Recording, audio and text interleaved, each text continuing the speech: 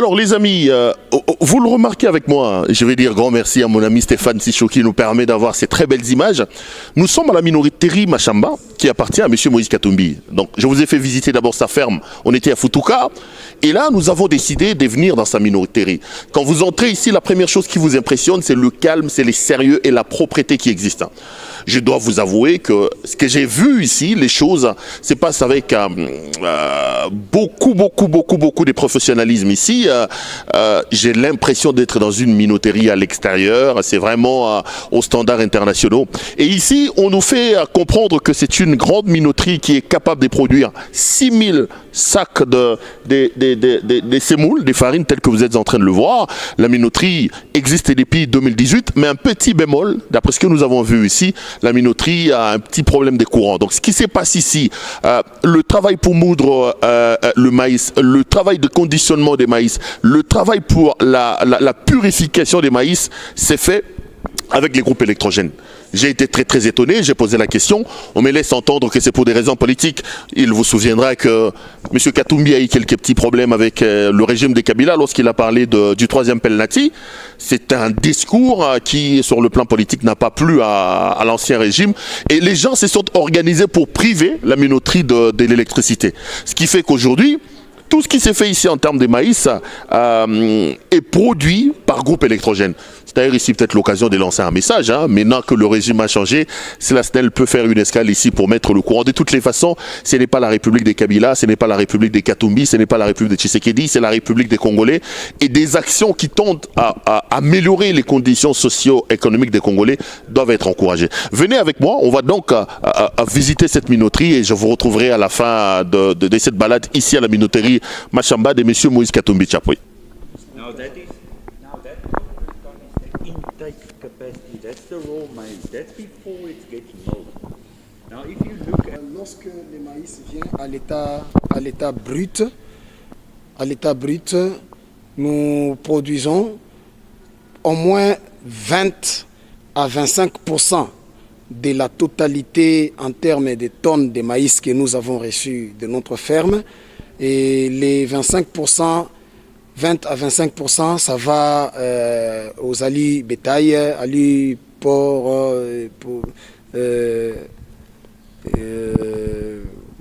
même dans la pisciculture, on peut utiliser ça, et ainsi de suite. Et les restes, c'est ça, les produits finis, les produits purs, la farine, 35 000 tonnes de maïs.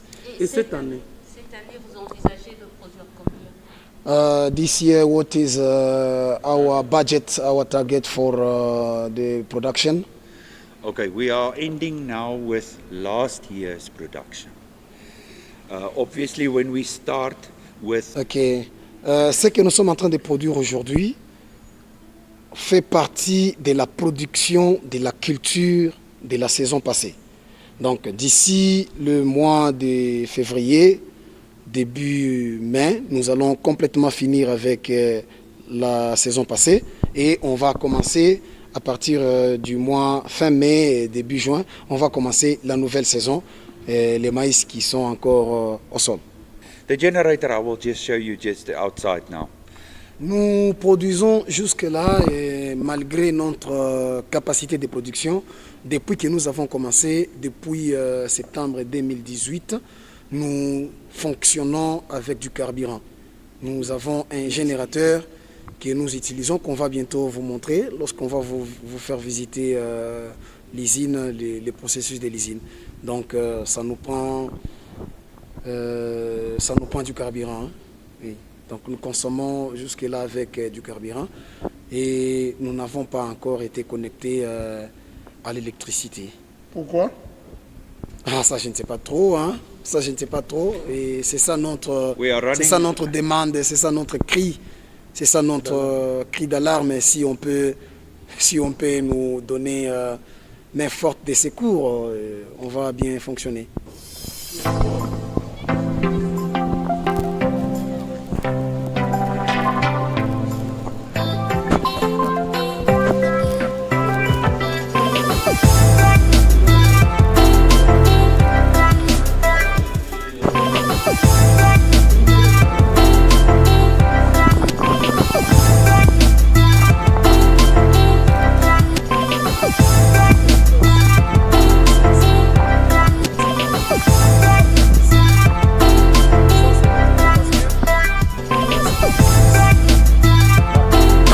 Allez les amis téléspectateurs de CPL Télévision, je vous invite donc à faire cette safari au niveau de la ferme des Futuka. Nous sommes donc dans la propriété de M. Moïse Katumbi Tchapoué. C'est donc ici que le président des Tout-Puissants Mazembe Anglebert a décidé de faire ses activités champêtres, ses activités agricoles. Donc là, selon les informations à notre possession, l'étendue dans son ensemble est à plus de 15 000 hectares, donc c'est costaud. 15 000 hectares qu'on ne peut pas évidemment visiter à pied. C'est pour ça que nous avons décidé avec la gentillesse de nos amis ici de prendre ces camions en termes de safari pour vous permettre de visiter un peu. 15 000 hectares dans son ensemble, 11 000 hectares seulement pour le maïs, pour le champ des maïs, et 3 000 hectares pour le parc animalier où vous avez plusieurs sortes d'animaux ici. Vous avez notamment, j'ai vu les antilopes, des impalas, des gazelles, des Thompson. Il y a des zèbres, il y a des girafes, il y a plusieurs sortes d'animaux ici. Mais là, je vous amène vers le champ des maïs, parce que bon, c'est ce qui nous intéresse un peu. Après ici, on va faire une escale à la minoterie pour voir le travail final qui est produit après le travail du champ. Alors, bienvenue à cette safari à la ferme Futuka, la ferme de M. Moïse Katumbi Tchapoué. Suivez-moi s'il vous plaît. Oh là là là là là là. Mais écoute, on est aussi à la recherche de mercenaires. Parce qu'ils sont ici. Tu vas faire cette blague là. Tu vois? Mais écoute. Mais Perrault, nous sommes ici à la ferme Futuka. C'est pour retrouver les 600 mercenaires de Moïse Katumbi Tchapoué. Tambo Mamba nous avait révélé ici qu'il y avait des 600 mercenaires. Je ne sais pas, on va le voir où. Mais là, je n'ai vu que des gazelles, j'ai vu des girafes, j'ai vu également les animaux dangereux qu'on a vu là, c'est quoi encore? Buffle. Le buffle là. Mais je ne sais pas, ça peut être ça les mercenaires. Hein? Peut-être qu'ils se sont transformés en animaux. On va vérifier. On verra. On verra. Mais là, c'est extraordinaire. Oh là là.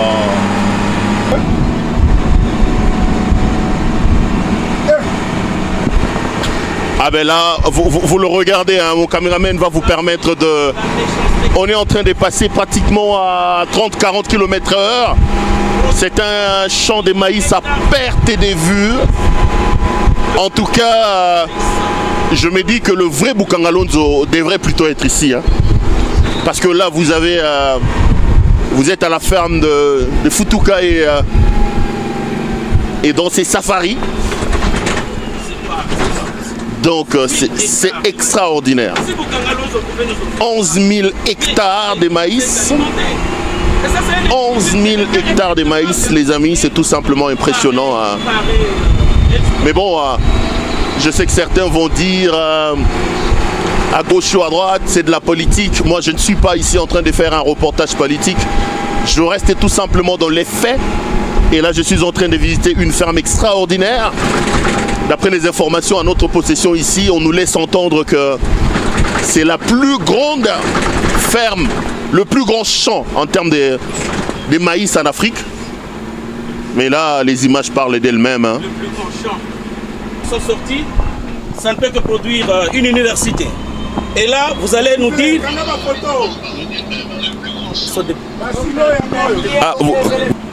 Perrault, vous savez ce qui me révolte, c'est quoi? Je souhaitais que ça fasse mon coup de gueule.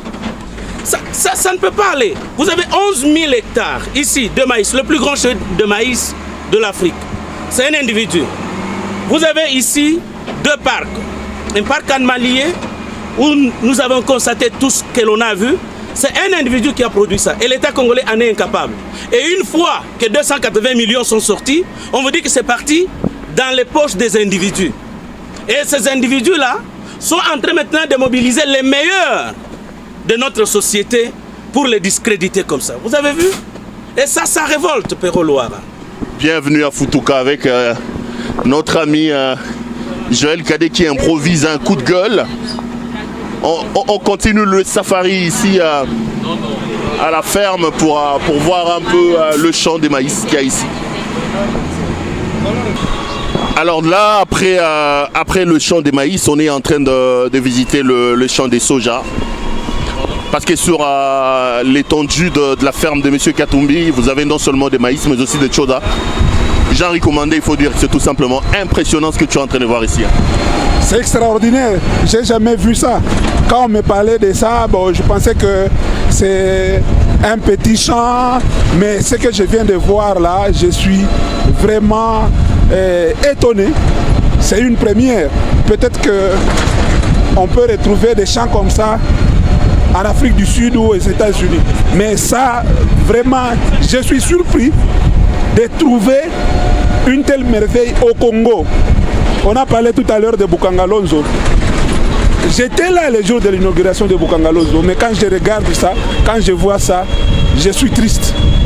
Je suis triste pour mon pays. Si un particulier peut faire des champs comme ça, une étendue comme ça, des champs à perte de vue, non.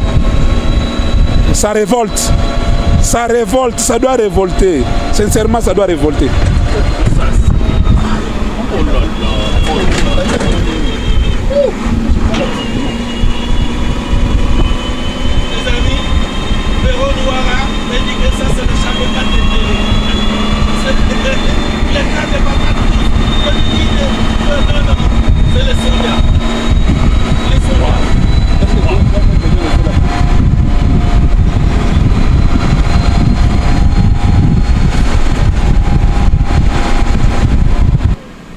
Là, ils ont à manger à gogo. Hein. Oui, ils sont...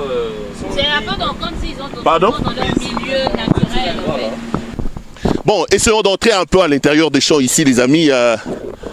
On se perd, hein. On se perd pratiquement ici à l'intérieur. Si monsieur Ligef peut exactement nous dire, Bukangalonzo n'a pas produit ça, alors que là on parle des millions de dollars américains qui ont été dépensés.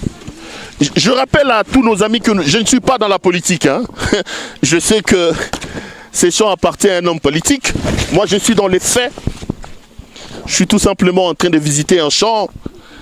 Que l'on ne dise pas que c'est un homme politique qui a fait ça, ce n'est pas de la campagne politique. Je vous amène tout simplement à visiter une ferme qu'un Congolais a faite dans un coin du pays. C'est tout simplement extraordinaire. Regardez comment on se perd ici à l'intérieur, les amis. C'est... Waouh, c'est tout simplement magnifique. C'est tout simplement magnifique.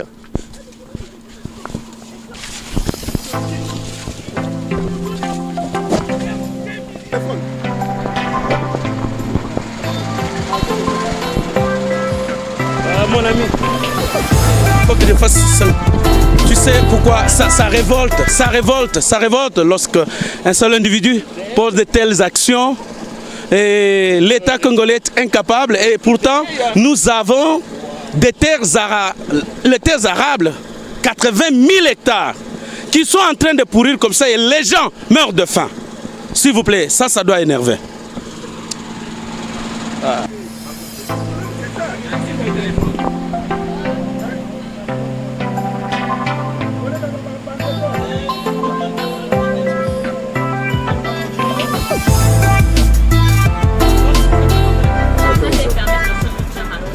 Pas avoir de problème.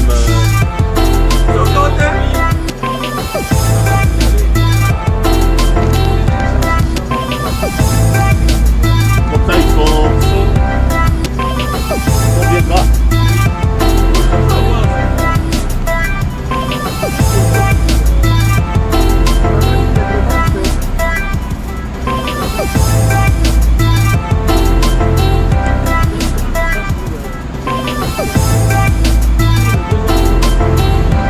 Là, ils sortent pas, ils vont pas là-bas, non?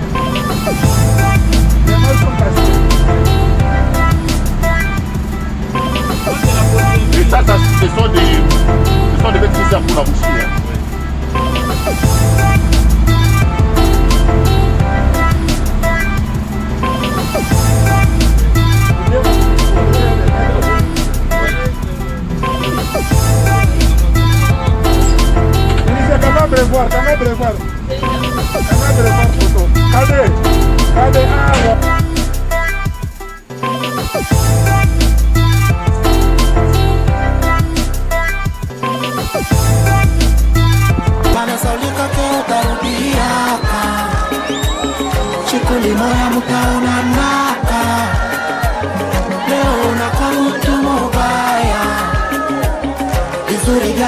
saulika kukusabwa njobongo hata bote banakukana mikukutuka njobongo